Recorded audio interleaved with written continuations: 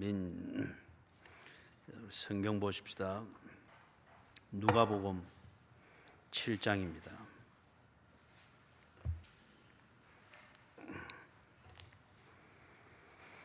성경은 누가복음 7장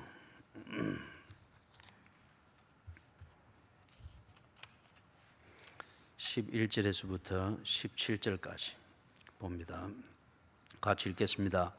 그 후에 예수께서 나인이란 성으로 가실새 제자와 많은 무리가 동행하더니 성문에 가까이 이르실 때에 사람들이 한 죽은 자를 메고 나오니 이는 한 어머니의 독자요 그의 어머니는 과부라. 그 성의 많은 사람도 그와 함께 나오거늘 주께서 과부를 보시고 불쌍히 여기사 울지 말라 하시고 가까이 가서 그 관에 손을 대시니 맨 자들이 서는지라.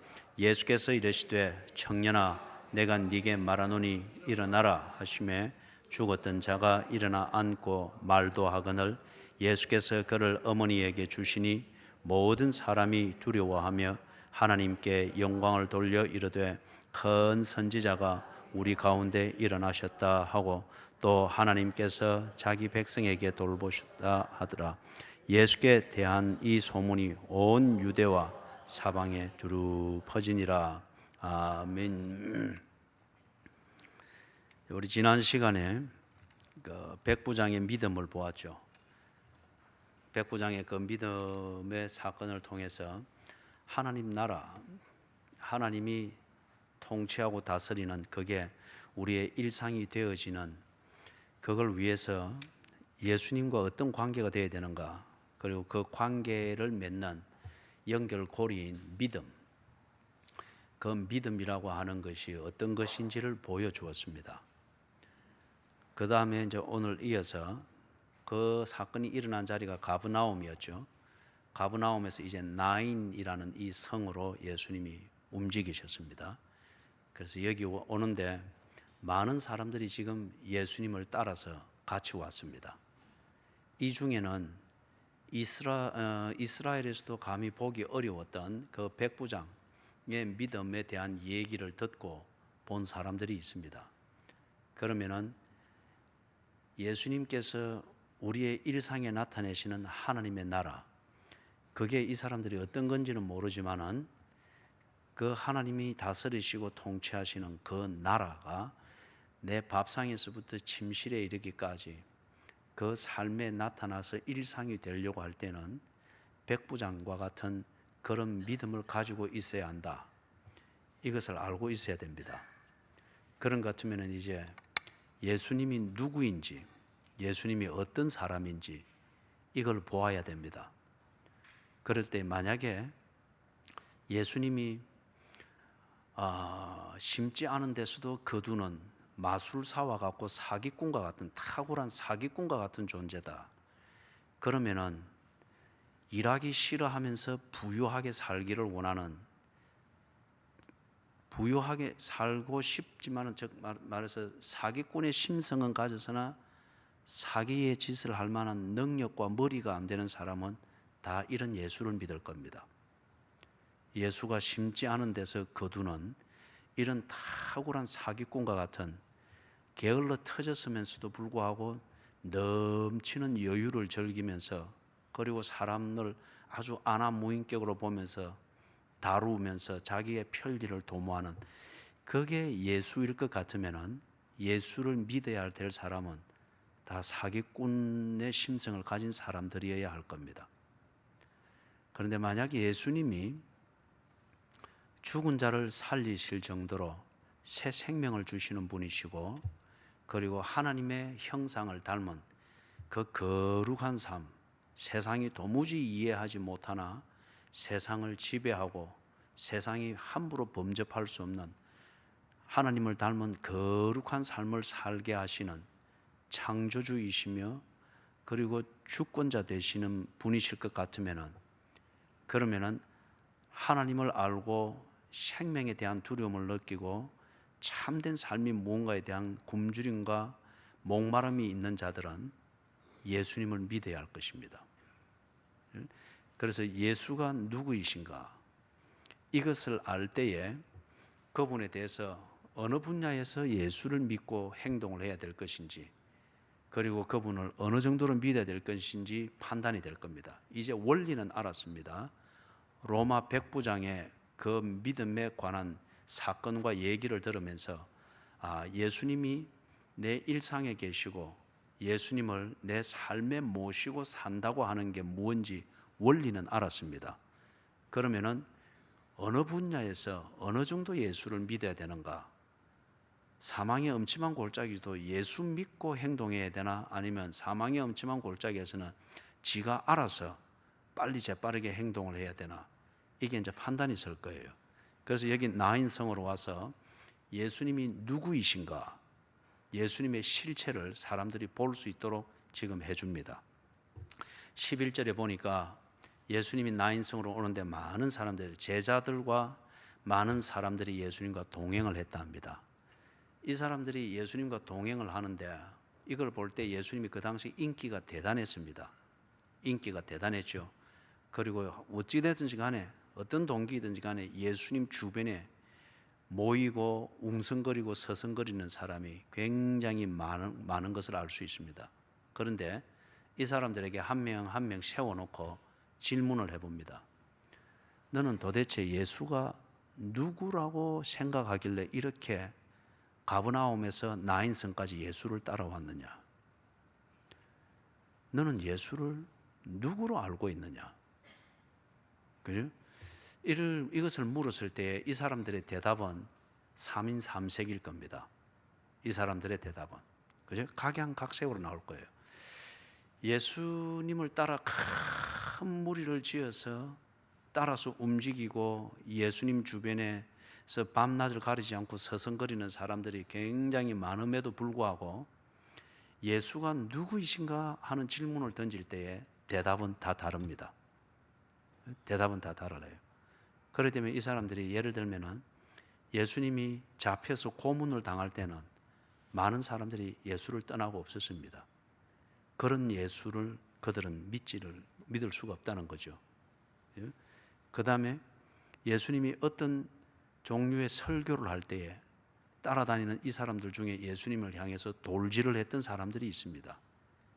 그런 설교를 하는 예수는 그들이 알고 있는 예수와 다르다는 거죠. 여러분은 예수를 어떻게 알고 계십니까? 여러분은 분이 났을 때, 그때에는 예수를 믿습니까? 여러분은 대단히 바쁠 때, 그때는 예수를 믿습니까? 그 예수를 믿는다고 하는 것은 대단히 바쁠 때, 그럴 때 예수를 믿기 때문에 예수님과의 관계 중심으로 바쁜 시간표를 자르고 버릴 것 버리고 챙기고, 그게 예수를 믿는 일상입니다. 다른 한 가지 질문은, 여러분이 병들었을 때, 병들어서 자기가 자기 자신을 생각해도 참 이리 병들어 내가 참 할 일을 못하는구만, 사람 구실을 못하는구만, 그런 때가 됐을 때 여러분은 예수를 믿습니까? 그 말은 내가 그렇게 병들어서 평상시 내가 하던 생활을 관리가 안 될 그때에, 그래서 사람의 구실을 못한다 싶어 자괴감이 들고 거기에 맞춰서 이것저것 관리해야 될 것들이 막 생각날 때, 그때에 예수님은 그러한 당신에게 뭐라고 말씀합니까? 그리 하라고 말씀합니까? 아니면은 그리 하지 말라고 말씀합니까? 하라고 하는 것을 하고 예수님이 하지 말라고 하는 것을 하지 아니하는 순종을 병들었을 때도 그렇게 하십니까? 그게 예수를 믿는 겁니다. 그게 건강할 때나 병들었을 때나 하는 그 말입니다. 예수님이 움직일 때에 이 무리들이 가브나움에서 나인성까지 쭉 그렇게 따라오면서 예수님 옆에서 먼지를 피우듯이 우리가 새벽부터 저녁까지, 주일부터 토요일에 이르기까지 예수님 주변을 그래서 다른 사람들이 보면 참 열심히 있는 교인들이다, 그렇게들 여기는데, 그런데 우리가 스스로 하나님이, 성령님이 여기에 둔 MRI에 한번 딱 찍어 비춰보자 말이에요. 나는 예수를 알고 있는지, 생사의 문제가 갈리는 그런 절박한 상황에서 나는 예수를 믿고 있는지.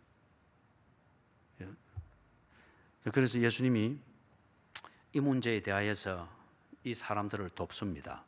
12절에 보니까 12절에서 예수님이 어떤 분이신가 그 실체를 드러내는 전초 작업을 하시는데, 자, 거기에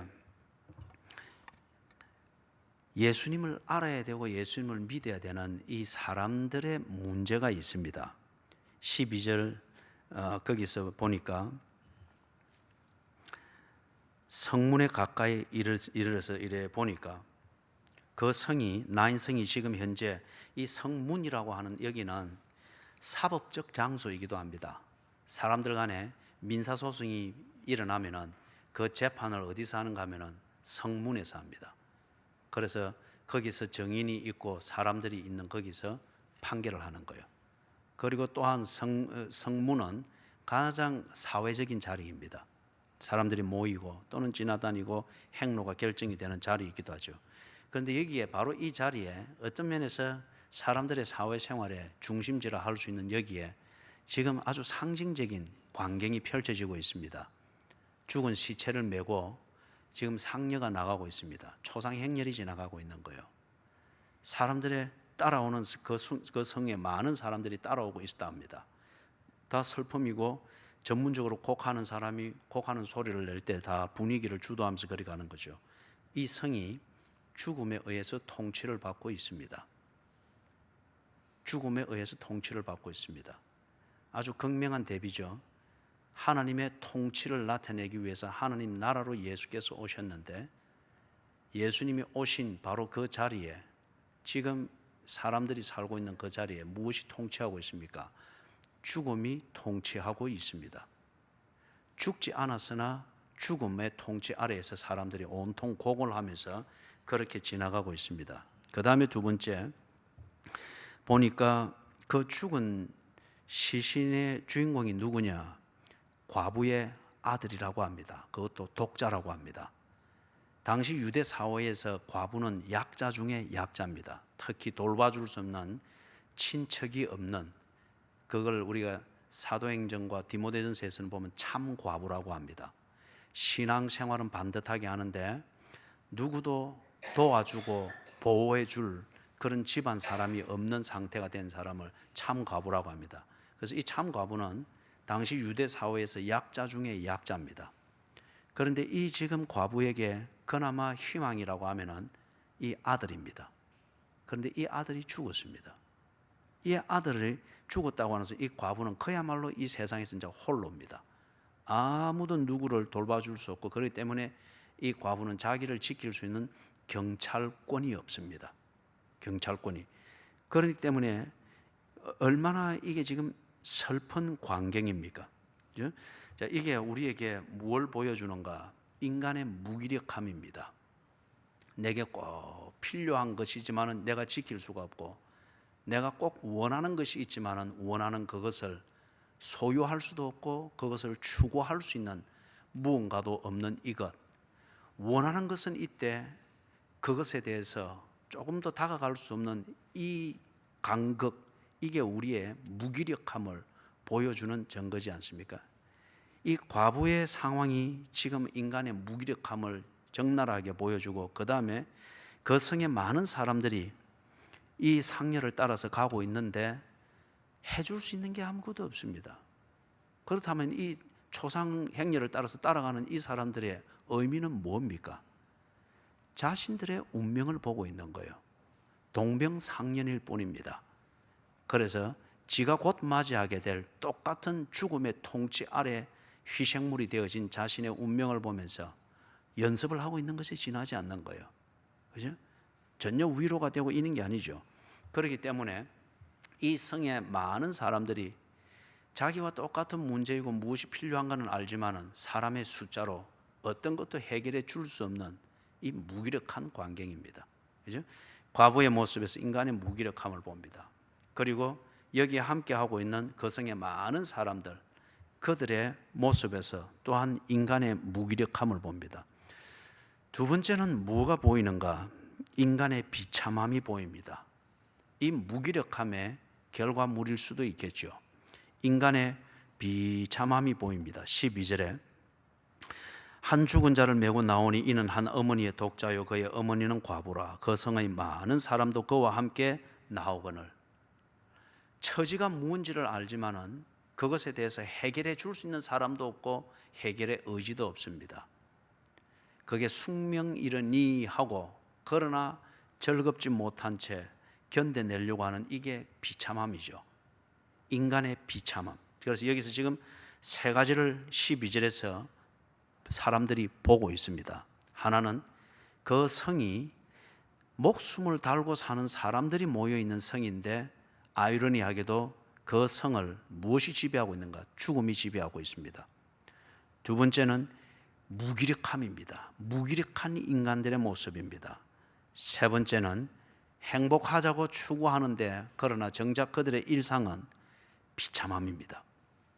이 세 가지를 지금 보여주고 있습니다. 자, 그럼 이걸 어디서 해결할 수 있겠습니까?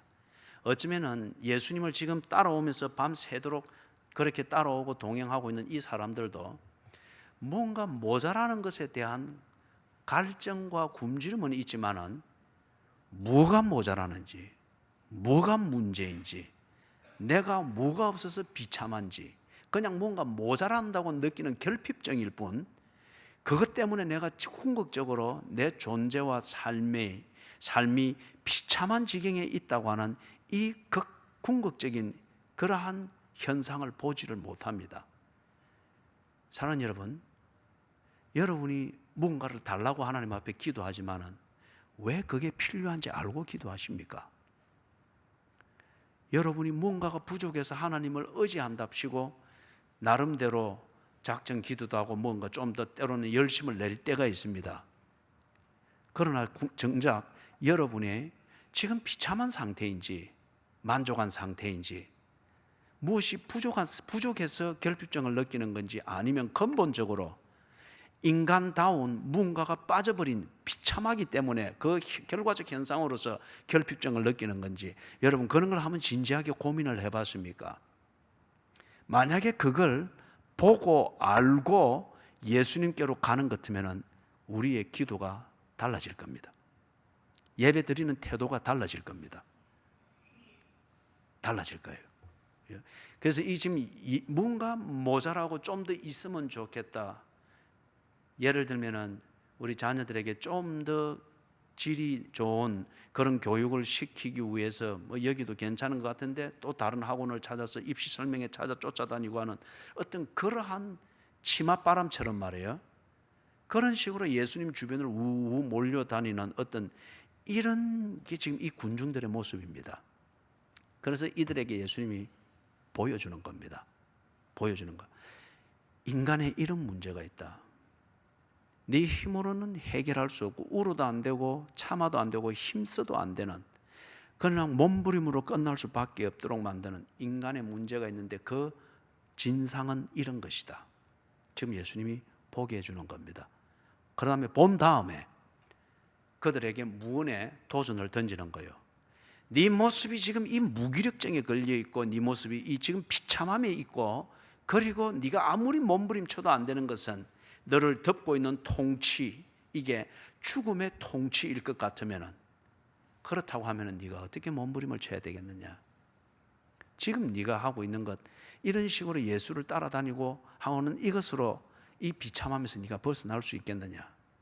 무엇이 있어야 너를 이 무기력으로부터 이 비참함으로부터 그리고 사망의 통치로부터 너를 구원해 낼 수 있겠느냐? 똑똑히 보라는 겁니다. 그죠? 똑똑히 보라는 거예요. 여러분들은 안녕하십니까? 여러분의 가정은 안녕하십니까? 여러분의 삶의 자리는 안녕하십니까? 예배 드리면서도 꾸벅꾸벅 언제나 졸고 있을 정도로 여러분의 가정은 그렇게 안전합니까? 여러분은 죽음으로부터 안전합니까? 지금 예수님이 이걸 보라는 겁니다. 보라는 거예요. 13절에서 주께서 과부를 보시고 불쌍히 여기사. 자, 그런데 여기 누가가 예수님의 이 행적을 기록을 하면서 지금 예수님이 이 죽음이 통치하고 인간의 무기력함과 비참함, 그러나 인간이 그걸 모르는 채 그냥 부족함을 느끼는 이걸 채우기 위해서 종교적 열정으로 웅성웅성대는 이걸 고치기 위해서 서서히 다가가면서 일을 하시는데, 이 예수님의 모습을 누가는 지금 주님이라고 하는 말로 딱 표현을 하고 있습니다. 주께서 그리고 이런 일을 하셨다. 다른 말로 말하면은 예수님은 어떤 종류의 주인이냐 하는 거예요.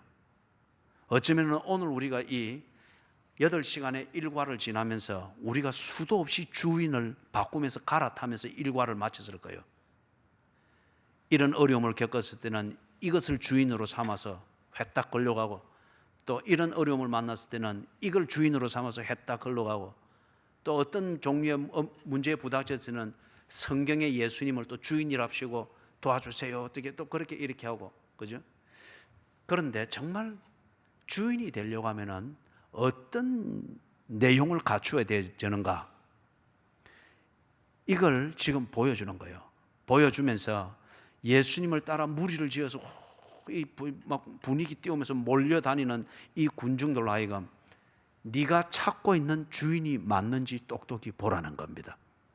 아니면은 네가 예수를 찾아서 극성을 부리는데 네가 정말 예수를 주인으로 알고 따르느냐, 주인으로 알고 따르느냐, 아니면은 그냥 네 필요를 채워줄 수 있는 도움이 될 만한 어떤 그런 도구로 알고 지금 한번 힘을 내보고 열심을 내보는 것이냐, 이걸 똑똑히 보라는 겁니다.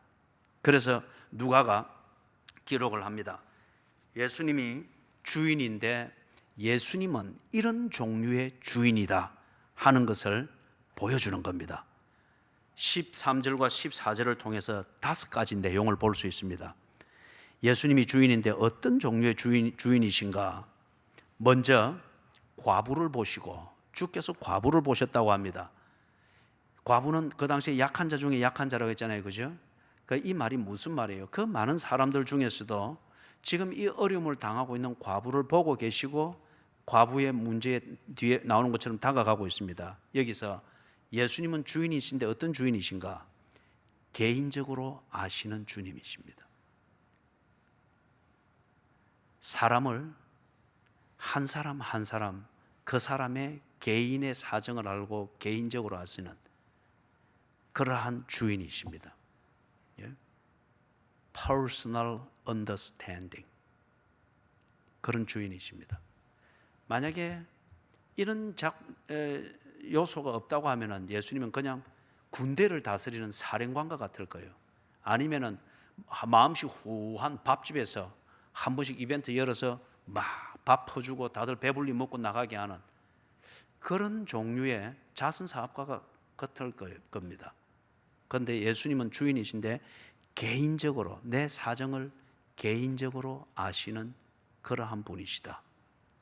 그래서 여러분이 아무리 몸부림을 쳐봐도 여러분의 깊은 속사정, 영혼에 담고 있는 여러분의 사연을 도무지 알아주지 못한다고 하면 그거는 섬겨야 될 주인이 아닙니다.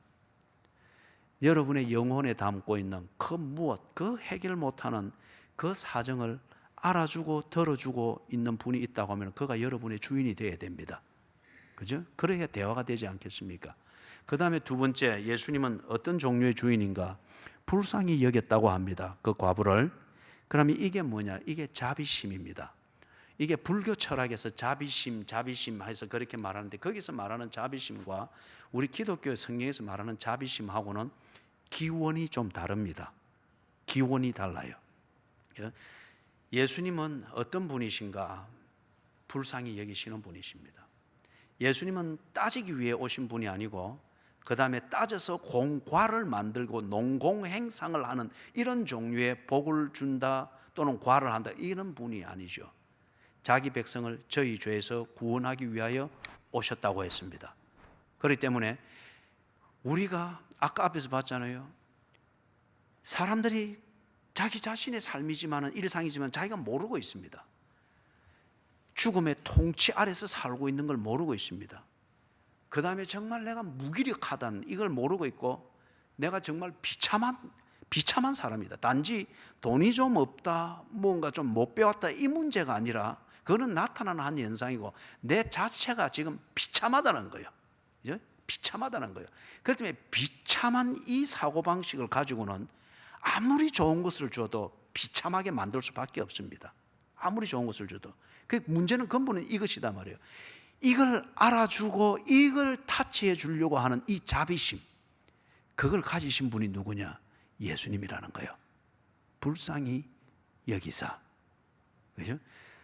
우리가 세상에서 만들어 놓은 복지기관이든지 또는 자비기관을 가면은 그걸 받는데도 조건이 있고 자격이 있잖아요. 그죠? 조건이 있고 자격이 있잖아요. 그러나 예수님은 어떤 종류의 주인인가? 그 사람의 개인의 사정을 알고 그 영혼의 문제를 알고 있습니다.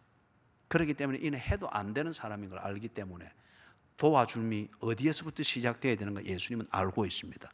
이게 예수님이 인간을 위해서 베푸시는 자비심입니다.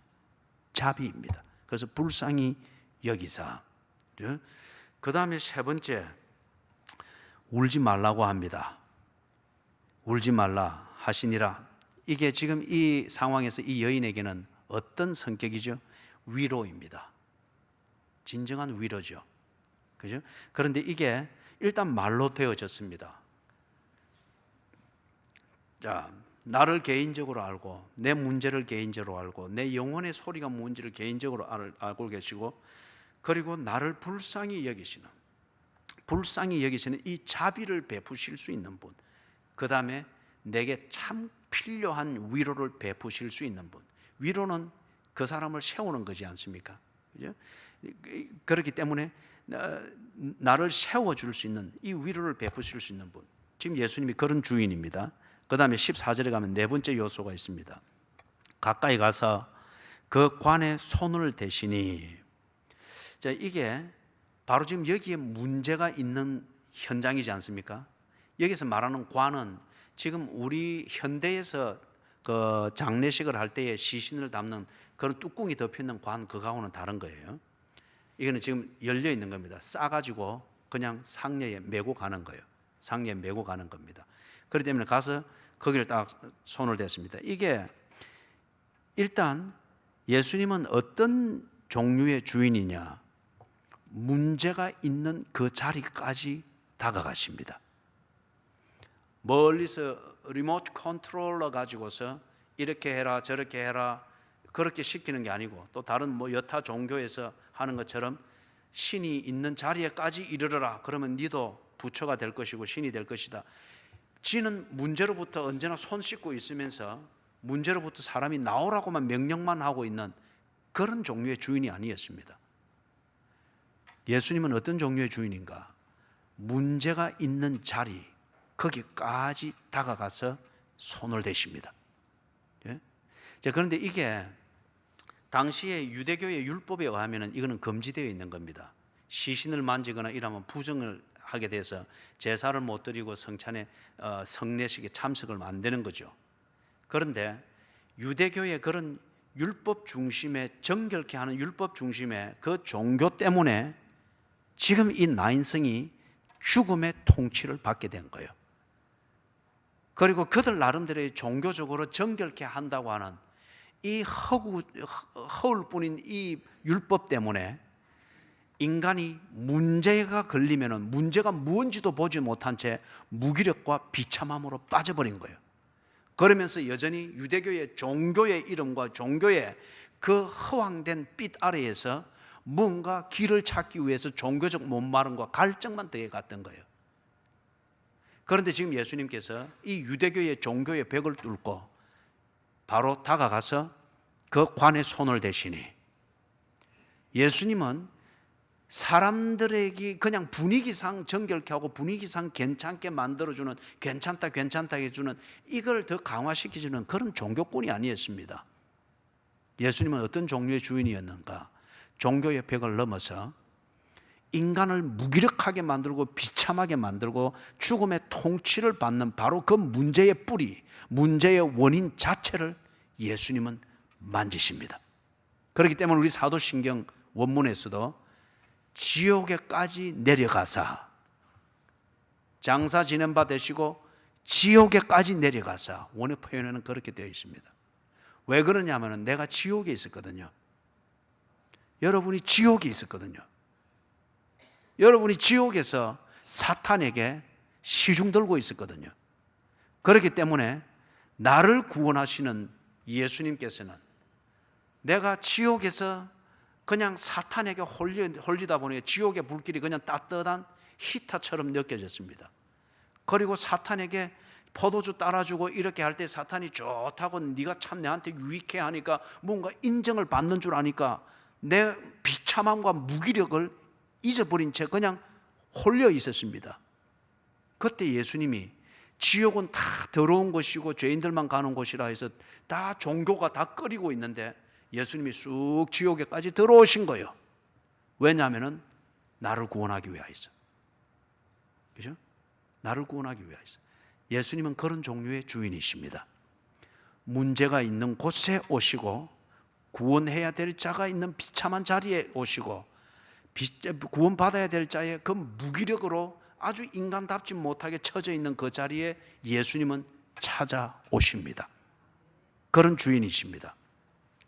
그런데 여러분, 여기서 우리가 조심을 해야 될 게 있어요. 이 유대교라는 율법이 자기들 나름대로의 정결을 지킨다는 법 때문에 문제가 생기면 오히려 사람들을 문제를 보지 못하고 문제를 해결하지 못하게 한 채 그냥 문제를 풀어야 되는데 하는 강박관념만 가지고 그냥 절박하게 몸부림만 치게 만들다 보니까 비참함 속에서 그냥 신비한 분위기만 추구하면서 그렇게 죽음의 통치 속에서 끝나버립니다. 이게 종교입니다. 이게 종교. 종교는 결코 문제를 가르쳐 주지 않습니다. 왜냐하면 종교가 문제를 모르기 때문에. 그 다음에 종교는 결코 문제를 해결하지 못합니다. 그냥 종교는 문제의 현상만 자꾸 느끼도록 만들어 줄 뿐이에요. 그렇기 때문에 여러분, 종교적이 되면은 언제나 불안합니다. 언제나 두려워요. 기독교 속에서도 이런 식으로 신앙생활하는 교인들이 너무 많아요. 오늘 우리 새벽에도 보았지만은 러우벤처럼 말이에요. 그죠? 뭔가 일만 잘 안 되면은 내가 그때 뭔가 그걸 해서 그러는가?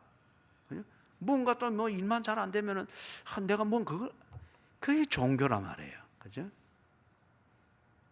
지금 사람들이 어쩌면은 예수님이 가버나움에서 나인성까지 옮겨가는 이때에 무리지어서 확 따라다니고 쫓아오고 하는 이게 그들의 종교심입니다. 그죠? 그들의 종교심이에요. 자, 그 다음에 네 번째 요소입니다. 예수님은 어떤 종류의 주인이신가? 14절에서 우리가 볼 수 있는 게 문제를 해결하십니다.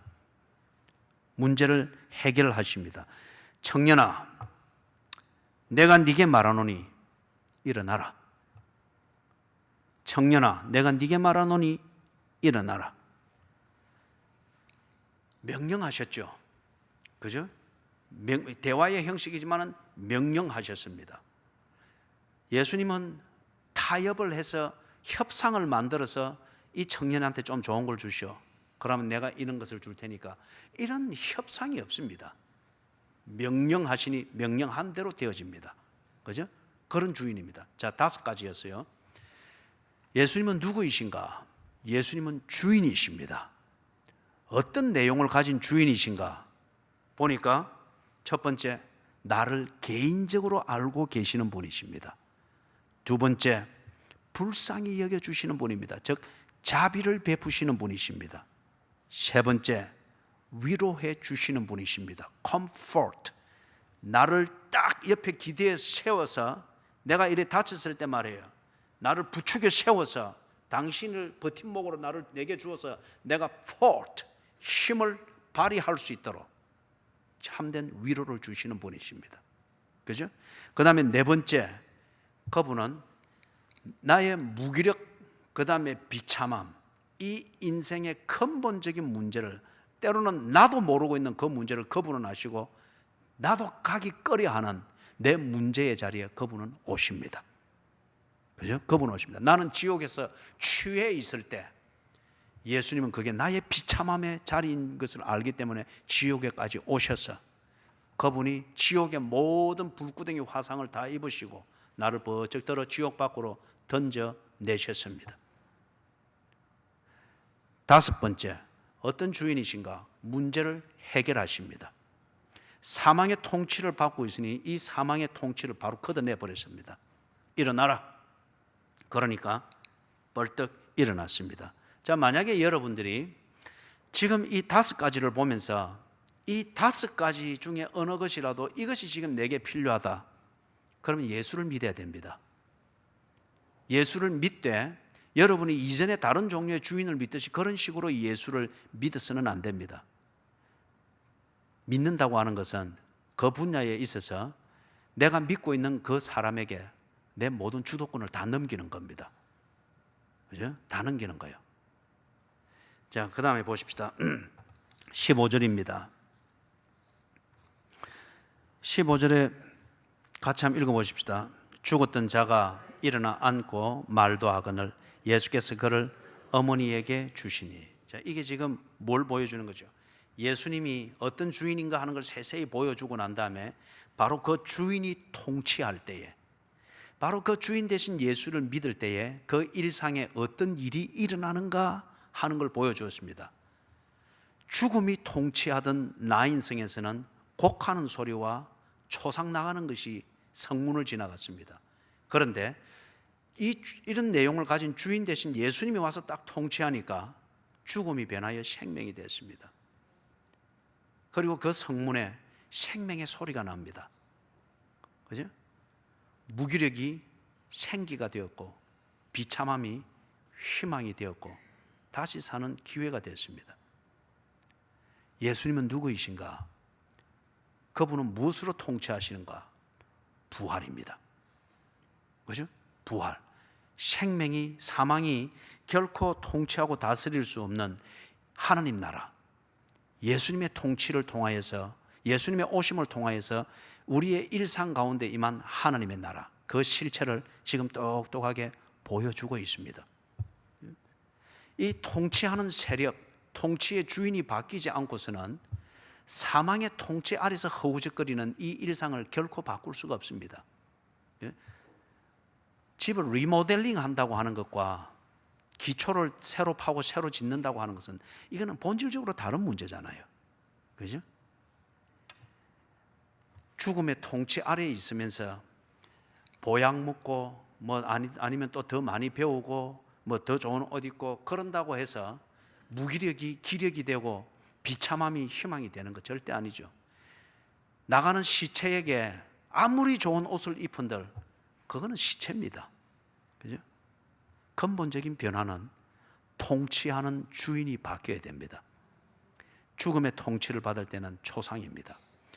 생명으로 통치하는 예수를 주인으로 믿고 그분께 주도권을 다 넘길 때에 내게 부활의 능력이 일어났습니다. 생명이 일어났다는 거예요. 자, 16절 마지막 같이 한번 읽어보겠습니다. 시작. 모든 사람이 두려워하며 하나님께 영광을 돌려 이르되 큰 선지자가 우리 가운데 일어나셨다 하고 또 하나님께서 자기 백성을 돌보셨다 하더라. 자, 이제 모든 사람들이 보았죠. 예수님을 따라다니면서 자기의 필요한 것을 구하고 또 기대하고 나름대로 동기를 가지고 그리 왔는데, 그래서 예수님이 가상적인 질문을 한 셈입니다. 너는 도대체 예수를 누구로 알기에 이렇게 법석을 떨면서 나를 쫓아다녔느냐? 네가 병들었을 때도 정말 나를 믿을 수 있겠느냐?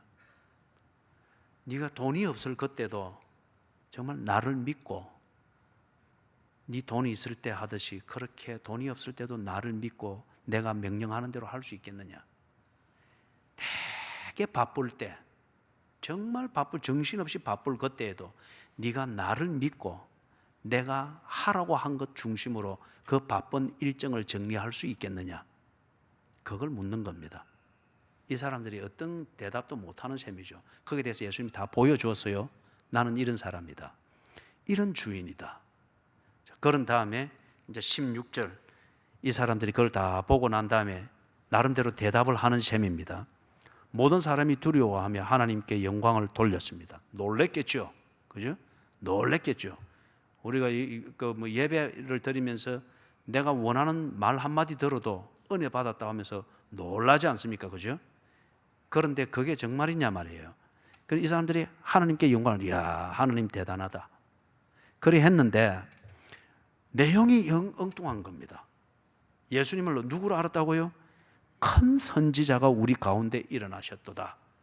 이 큰 선지자, 이들이 큰 선지자라 말할 때에 소위 말해서 우리 구약에 나오는 그 선지자들이 딱딱 떠오릅니다. 특히 죽은 자를 살렸던 선지자들이 있었죠. 그죠? 엘리야와 엘리사입니다. 엘리야와 엘리사와 같은 큰 선지자가 났다. 엘리야와 엘리사가 죽은 자를 살렸지만은 그들은 하나님은 아닙니다. 그죠? 그리고 그들이 살렸던 그 생명은, 예수님이 좀 살렸던 이 청년도 그렇지만은 이렇게 살아난 생명은 또 생명이 닿으면 죽는 겁니다. 그러면 이 예수님이 여기 살렸던 것은 지금 예수님이 부활의 능력을 가지고 있는 그 하나님이라고 하는 것을 보여주는 하나의 표적이죠. 표적. 그런데 이 표적을 그들은 그걸 전부로 알았던 거예요. 그래서 엘리야나 엘리사와 같은, 이 당시 같으면은 약 800년 전에, 즉 900년 전에 있었던 그 엘리야와 엘리사가 그런 선지자가 우리에게 다시 나타났다. 놀랄만한 일은 놀랄만한 일이죠. 그러나 본질을 여전히 보지를 못했습니다. 그 다음에 하나님께서 자기 백성을 돌보셨다. 이걸 이제 볼 때 뭔가 좀 본질을 깨달은 것 같았는데 역시 앞에 문맥을 비추어서 볼 때 그것은 아니죠. 왜 이 사람들이 하나님이 우리를 돌보셨다, 우리를 돌보셨다 이 표현을 하셨을까요? 구약 성경에 보면은 이런 표현들이 많이 나옵니다. 간절히 기도했을 때 기적의 사건이 일어나서 위기가 반전이 될 때 하나님이 우리를 돌보셨다 그랬습니다. 그 다음에 예를 들면 여호수아가 기브온 족속을 위해서 거기 쳐들어온 연합군들과 막 전쟁을 할 때에 시간이 없어서 다 종교를 못 지을 때에 해를 멈추게 했지 않습니까? 그리고 깨끗이 정리했지 않습니까? 그럴 때에 그런 걸 보고 후기에 이야기하기를 하나님이 자기 백성을 돌보셨다. 큰 기적의 사건에 대한 감동과 감격을 가지고 하나님의 은혜를 고백할 때에 그런 식으로 고백을 한 거예요. 그러면 이 사람들이 지금 이 분위기에서 이 고백을 하고 있는 거예요. 예수님이 죽은 자를 살리는 이 현장을 보면서 하나님이 자기 백성을 돌보셨다. 이게 맞는 말입니까? 틀린 말입니까? 이 말은 지금 예수님이 보여주시고자 하는 이걸 보면서 고백하는 것으로는 틀렸습니다.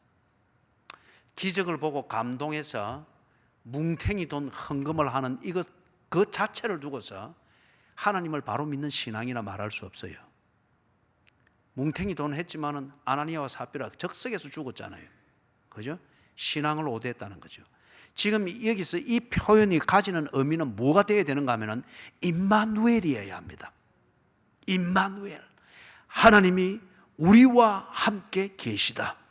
그리고 우리와 함께 계시면서 하나님의 약속을 성취하고 하나님의 뜻을 성취하고 하나님이 밥상에서부터 침실에 이르기까지 다스리고 주관하신다고 하는 이 현장을 이들이 보았어야만 하는 거예요. 이걸 보면서 지금 바로 약속하신 대로 메시아가 오셨군요. 우리를 구원하시기를 원하셨던 하나님의 구원이 바로 이런 것이군요. 이걸 깨달아야 했던 거예요.